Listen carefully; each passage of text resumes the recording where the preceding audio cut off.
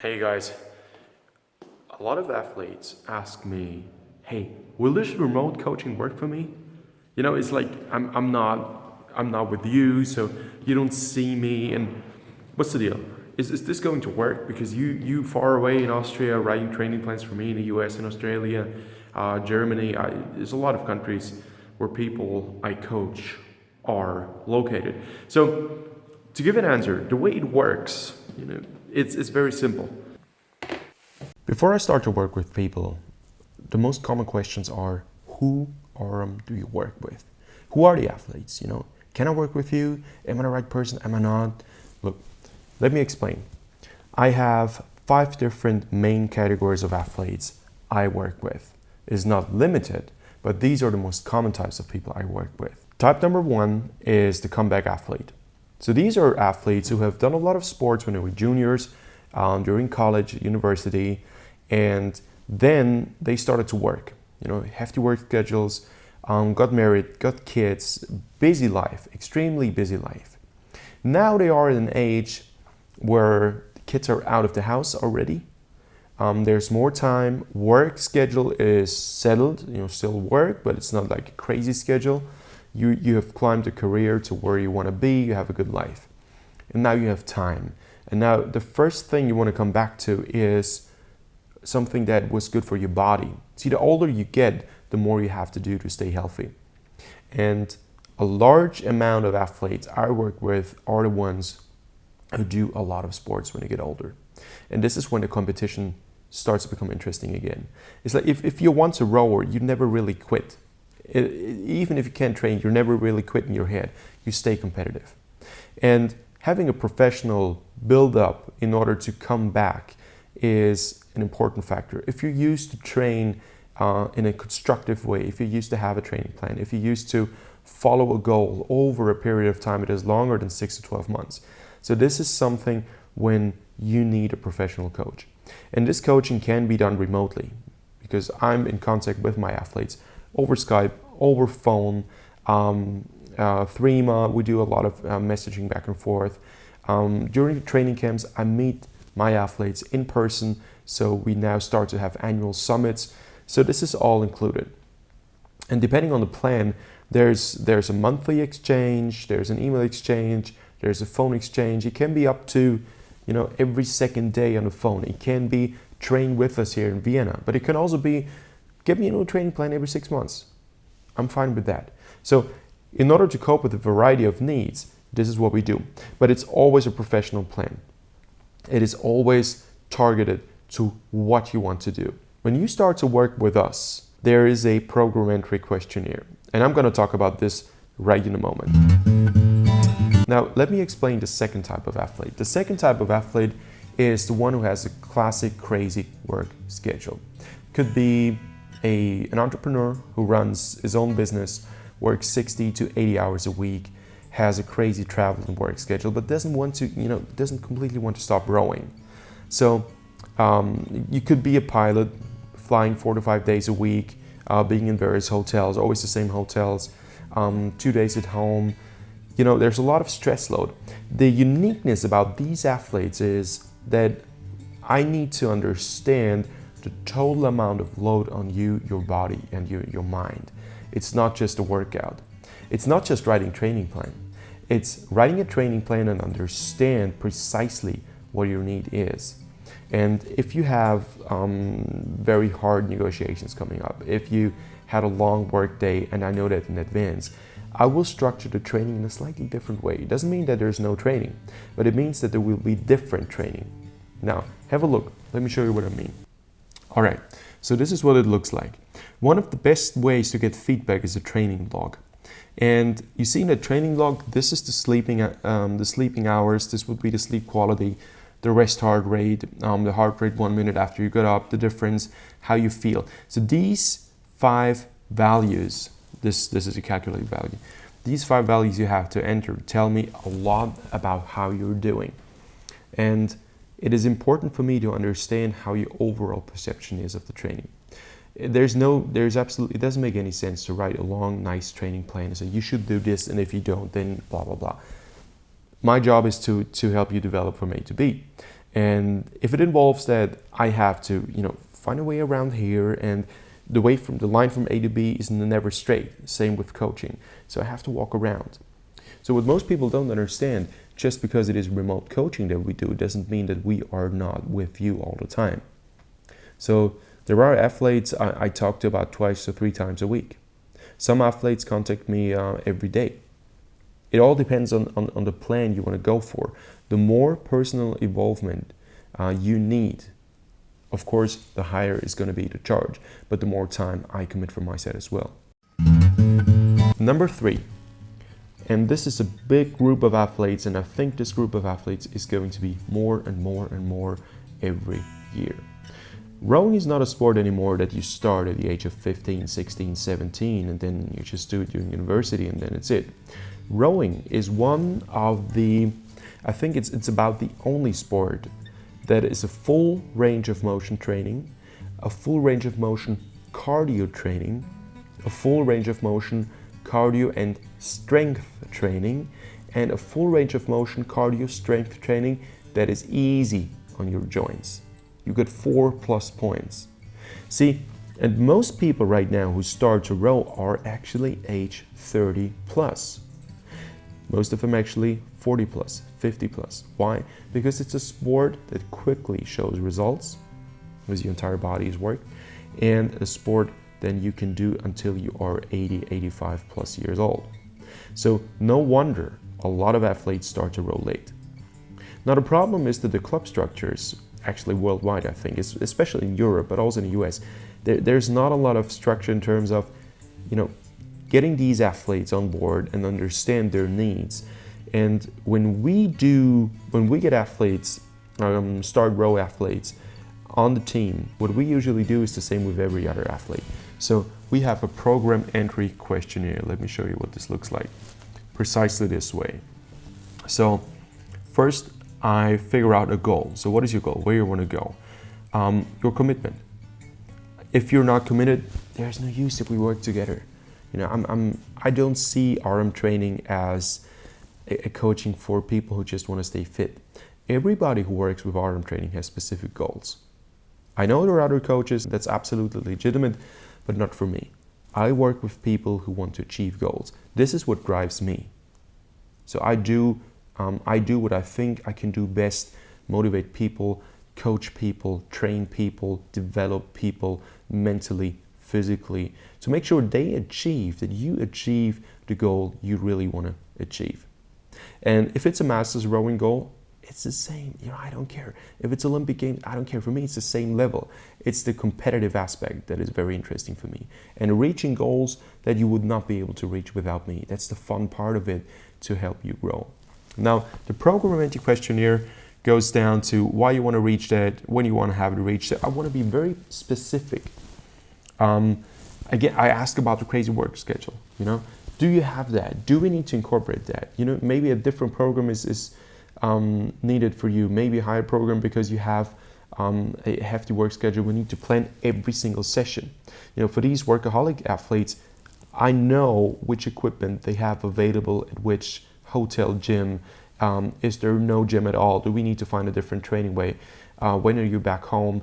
To incorporate all these elements into a training plan that guarantees the development. It goes up like this. It takes a lot of brain power and thinking, but this is my job. What are your season's peaks? Where you want to go? What is your environment? What do you have available? These are things I know. Before you start to work with me, I know all of this. So all these elements, come into place when we write your training plan and adapt your training plan. Sometimes weekly, sometimes monthly, sometimes every 6 weeks. It really depends on you. Your background, and this is what is very important for me. What is your background? Have you rowed before? No. You start to row athlete. All right. So have you done sports before at all? Well, played a bit of badminton and this and that. All right. So if you played a bit of badminton and a bit of tennis, it is very likely that you don't have a lot of aerobic capacity, but you're good in sprinting, which means you can build up lactate easily, but you don't have the basic endurance. And probably you have, if you play tennis, you have good shoulders, good elbows, but a bit worn out, so there's not enough strength. So we have to incorporate certain strength training exercises. We have to incorporate certain endurance training exercises, certain structures that are unique to people who have this type of background. Now, some people have done a lot of other sports. I have athletes who've done biking and triathlon before. So they are trained in a way that they have a huge aerobic capacity, but they're unable to build up lactate in terms of sprinting. They can't do that. So I need to train these people in a completely different way. This is all the information I get from the start, and this is the info I incorporate. So the general training background again. Then your 3 recent personal best times. Usually when people contact me, it's when they've already started to relate. They probably have done 1 season, 1.5 seasons now, maybe 2 seasons. They're a bit fed up with what they find, and they're looking for some professional background. Now, this is when they find me, and usually there's already some personal best time available that I know. So your current steady state pace. Steady state, and I've talked about this a lot in different videos, is anything from my steady state is that I can talk and hold eloquent discussions next to my training, or I can barely breathe. So what is steady state to people is a whole different ballgame from one to the other athlete. Still, I asked the question to understand where you are right now. What is it? What do you do? Are you a 65-year-old athlete who's done rowing for 1 year, never done sports before, and your steady state is pretty high? Okay, we need to change a bit. Are you way too low? So that gives me a bit of an understanding of what you are doing right now. Do you have experience in weight training? Some people do. I have athletes on my team who have done rugby before. In rugby, you do quite a bit of weight training. So yeah, you are semi-pro when it comes to weight training. Perfect. I can give you certain weight training exercises, and I know you will execute them well. If you have no experience in weight training, there's no use I write down weight training exercises you can't do. You're going to hurt yourself.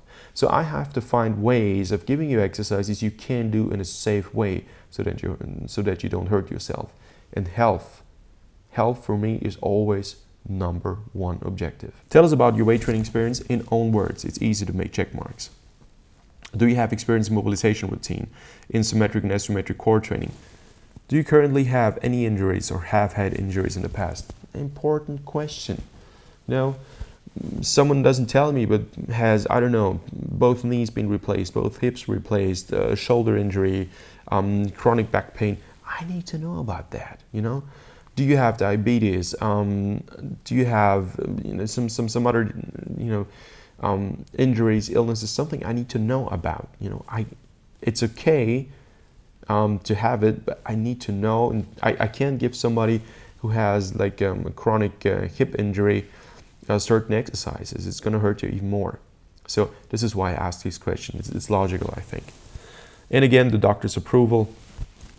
As I have to trust your questions are truly answered, I always ask for a doctor's approval. I don't need to see it, but you need to sign that you have it. So if you are a rower and you already row, I want to know about your boat. Which boat do you row? Boat manufacturer, not every boat is built the same way. If your training is perceived in a certain way, the background, if you row, let's say, a Philippi, an Embacher, a Hudson, Casper, it's a whole different world. These boats all react differently. A Philippi is an extremely quick but fragile boat. So if, let's say, the water conditions are not good, you're not as likely to get up into the high intensity areas I need you to be in. Or I might have more wear on the muscles in terms of cramping a bit.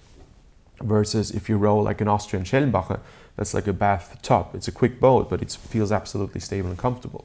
So I want to know what type of boat you row. These are the questions. You see how detailed this is? I get all the infos before we start because this is supposed to be your personal individual training plan. Working together. Now, then I ask you, which coaching package have you chosen? There are a variety of coaching packages, and I'm going to make a separate video about the coaching packages we have and which one to choose when, etc., to give you a bit of an understanding. But generally speaking, the coaching packages vary from just writing a training plan to talk to you every other day, adapting the training plan every other day. So everything in between. And the more time I commit, the more charge it is. It's very simple. The next type of athlete usually is not a master's athlete. It's usually young athlete, age 17, 18 to 22, 23, 24, 25. These are athletes who want to make the national team, who have not made it yet. They want to get a personal development. See, not every federation has the capacity to help young athletes grow in terms of individual development. I think every federation should have that. I think every federation should have just a personal development coach who looks out for every athlete from the age they are 15 until the time they leave the national team. So this should not be the coach who coaches the boats. There should be the coach who looks out for you and says, okay, I want to develop you. I want to make sure you need this much endurance right now. I know the training plan says this, but you need to do this. You need to do that. I'm going to pull you out of the boat and say you need to have development right here or there in order to grow individually, to help you grow to your individual best. So to be honest, this is not the case in any federation, I know. But I think this is what's needed. That's my vision of what it should be. So one of the reasons I started to be a coach the way I am right now is to help people get precisely that, personal development. Personal development as a rowing athlete at any level, any age. And a large part of athletes who contact me for this reason are young athletes who want to make the national team, who maybe feel there's no development for the last 2 years because they have been training too intensively, or they have been put under too much pressure to develop, but they haven't got the right training plans. They were maybe fast twitch muscle fiber athletes and they had to train the wrong stuff. See, almost every federation has a certain training philosophy in terms of this is how every athlete should train. Now, there are various types of athletes, and if an athlete doesn't happen to be the right type of, let's say, muscle fiber for the certain training philosophy a federation has, then this athlete is not considered to be a talent under that regime. Now, I don't believe much in talents or non-talents. I believe rowing is a sport you can do if you work for it. Rowing is nothing you need special talent for. Rowing is something you need dedication and work for. So my job is to understand where you are, what you need, what your deficiencies are, and where we need to help you to grow individually. So these athletes who want to make the national team are, I think, a substantial basis of my athlete base. And last but not least, amongst many others, is the recovery from an injury athlete. So somebody who has been going through training that probably wasn't the most suitable in the world for that person, training that was not suited to develop that athlete individually, and as a consequence, this person is either overtrained, burned out, has an injury, back injuries, muscle strains, muscle injuries, and then they are basically written off from the large teams because they don't generate immediate success. And large team coaches are always paid for immediate success. They don't have the time to develop athletes individually. So then it is my job to take you out and say, okay, I understand this is your injury, this is where you're now, where you want to be. Let's set a time horizon of 1 year, 2 years, 3 years. And then day by day, week by week, we try to add the right training elements to that and make sure you develop and redevelop and become stronger than you were before. This is usually done with the help of course, physiotherapy, but mostly my part is to write the training plans, talk to the people. It's also mental development. You know, a lot of what I do is mental training, mental development in terms of understanding why you do something, giving you the reason back, and be there with you when it starts to become difficult. All right, so I hope this gives you an overview of who the people are I work with, how to start the RM training program, and if you want to start the program right now, go to aramtraining.com, contact me. It's info@aramtraining.com. I got a spring training camp now coming up in March. All the info on aramtraining.com. You can find me on Instagram, on Facebook, on YouTube, and by email info@aramtraining.com. If you have not subscribed to the channel, it is the right time to do it now. Share the video, help me grow the channel, and I'm looking forward to see you soon. Bye-bye. you.